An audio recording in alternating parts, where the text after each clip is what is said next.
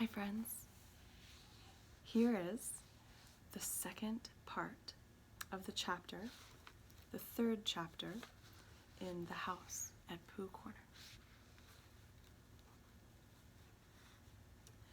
That's just it. He'll say, "What's all this?" And then I shall say, said Pooh, "And this is a very good idea, Piglet, which I've just thought of. I shall say, it's a trap for a heffalump, which I've made, and I'm waiting for the heffalump to fall in.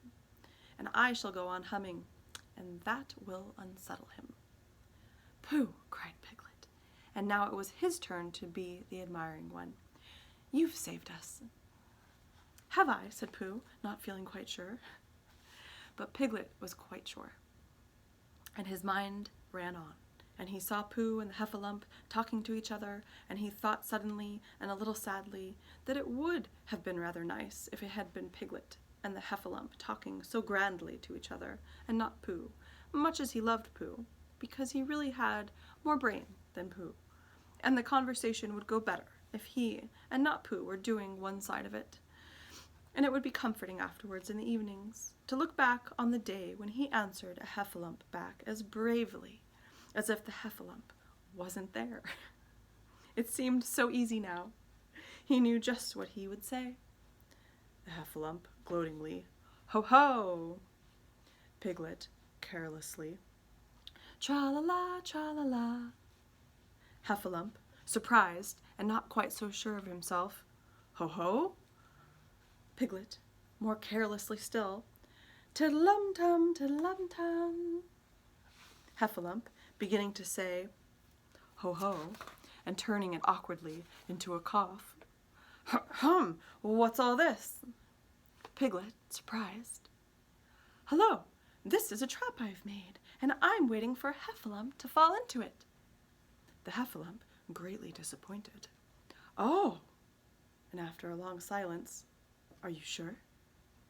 Piglet, "Yes."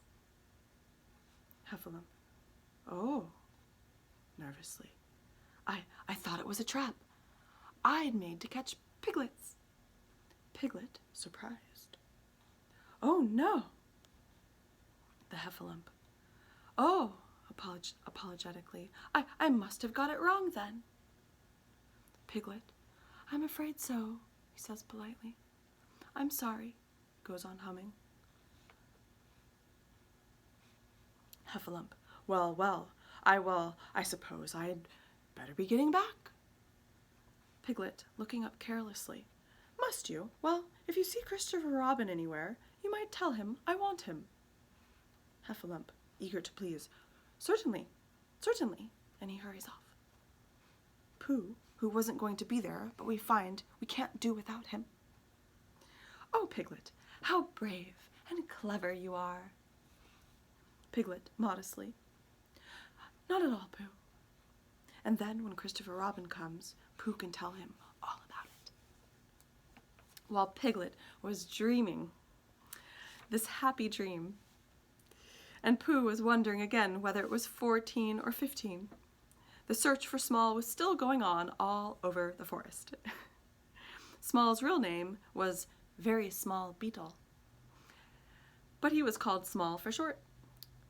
When he was spoken to at all, which hardly ever happened, except when somebody said, "Really small," he had been staying with Christopher Robin for a few seconds, and he started round a gorse bush for exercise, but instead of coming back the other way, as expected, he hadn't, so nobody knew where he was. Here's a little picture of him.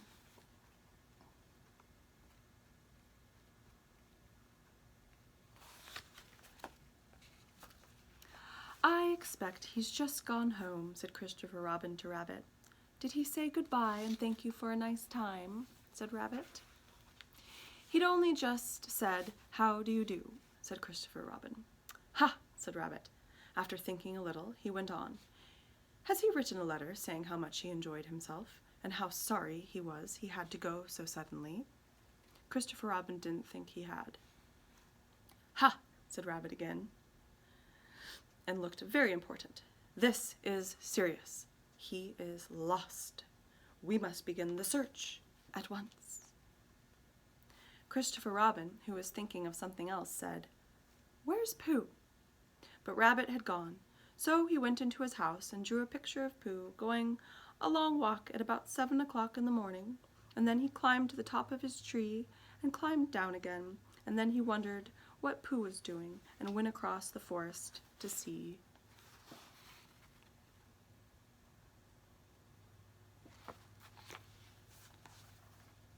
It was not long before he came to the gravel pit, and he looked down, and there were Pooh and Piglet, with their backs to him, dreaming happily. "Ho, ho!" said Christopher Robin loudly, and suddenly Piglet jumped 6 inches in the air with surprise and anxiety, but Pooh went on dreaming. "It's the heffalump," thought Piglet nervously. "Now then," he hummed in his throat a little, so that none of the words should stick. And then, the most delightfully easy way, he said, "Tra-la-la, tra-la-la," as if he had just thought of it. But he didn't look around, because if you look around and see a very fierce heffalump looking down at you, sometimes you forget what you were going to say. "Rum-tum-tum-ta-lum," said Christopher Robin in a voice like Pooh's, because Pooh had once invented a song which went, "Tra-la-la, tra-la-la, tra-la-la, tra-la-la, rum-tum-tum-ta-lum." So whenever Christopher Robin sings it, he always sings it in a Pooh voice, which seems to suit it better.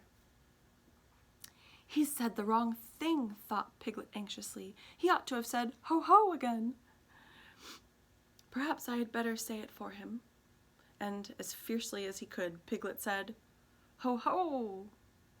"How did you get there, Piglet?" said Christopher Robin in his ordinary voice. "This is terrible," thought Piglet. "First he talks in Pooh's voice, and then he talks in Christopher Robin's voice, and he's doing it so as to unsettle me." And being now completely unsettled, he said very quickly and squeakily, "This is a trap for Pooh's, and I'm waiting to fall in it. Ho-ho! What's all this?" And then I say ho-ho again. "What?" said Christopher Robin. "A trap for ho-hos," said Piglet huskily. "I've just made it, and I'm waiting for the ho-ho to come." How long Piglet would have gone on like this, I don't know, but at that moment, Pooh woke up suddenly and decided that it was 16.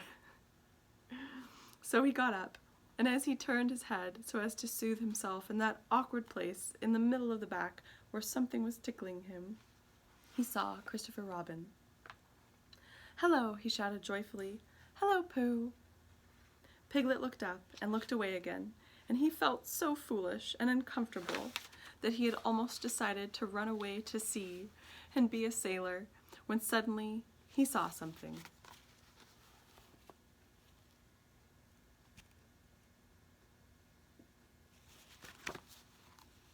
"Pooh," he cried, "there's something climbing up your back."